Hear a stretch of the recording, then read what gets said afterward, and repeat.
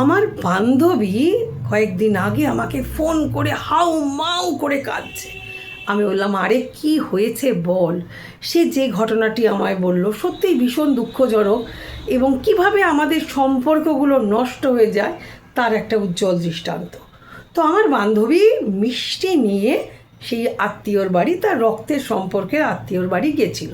সে যখন দরজায় কড়া নাড়ছিল, পাশে জানলা দিয়ে দেখতে পাচ্ছে যে অনেক মিষ্টি নিয়ে তারা বসে আছে। দরজায় যেই কড়া নেড়েছে, সঙ্গে সঙ্গে সব মিষ্টির প্যাকেটগুলো সামনে একটা আলমারিতে ঢুকিয়ে দিল।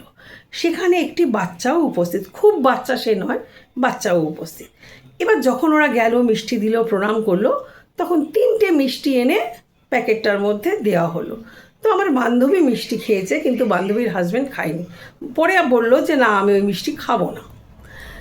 তো আমি এটাই এখান থেকে বুঝলাম যে দেখুন, ওই বাচ্চাটি কিন্তু দেখলো যে আমার পরিবারের বড়রা ভালো মিষ্টি বা যাই হোক মিষ্টিগুলো লুকিয়ে রাখলো।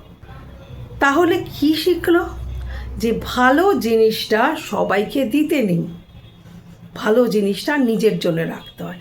আর যদি সে এই শিক্ষাটা গ্রহণ না করে তবে তো খুবই ভালো। তাহলে কি হলো, যিনি লুকিয়েছেন তার প্রতি একটা গভীর অশ্রদ্ধা জন্মে গেল। তো আমার বান্ধবী বলছে আমি আর সম্পর্ক রাখবো না। আমি বললাম কেন? তুই ভালোবেসে মিষ্টি নিয়ে গেছিস, প্রণাম করেছিস, সেটা তোর বিবেক, তোর চরিত্র। আর তিনি লুকিয়েছেন, তিনি দেবেন না, তার চরিত্র। তুইও যদি সেরকমভাবে সম্পর্কটাকে শেষ করিস, উনি যেরকম মিষ্টির জন্য এত গভীর সম্পর্ককে তুচ্ছ করতে পেরেছে, তুইও একটা মিষ্টির জন্য যদি ওরম গভীর সম্পর্ক তুচ্ছ করিস, তাহলে তোদের দুজনের মধ্যে পার্থক্য কোথায়? তাহলে তো একদিন তুইও ওদের মতো হয়ে যাবি। তো প্রত্যেকে যদি খারাপ করে, আমরাও যদি তাদের সাথে খারাপ করতে থাকি, আমাদের যে ভেতর যতটুকু ভালোত্ব আছে সেটা তো একদম ধুয়ে মুছে মলিন হয়ে যাবে, তাই না?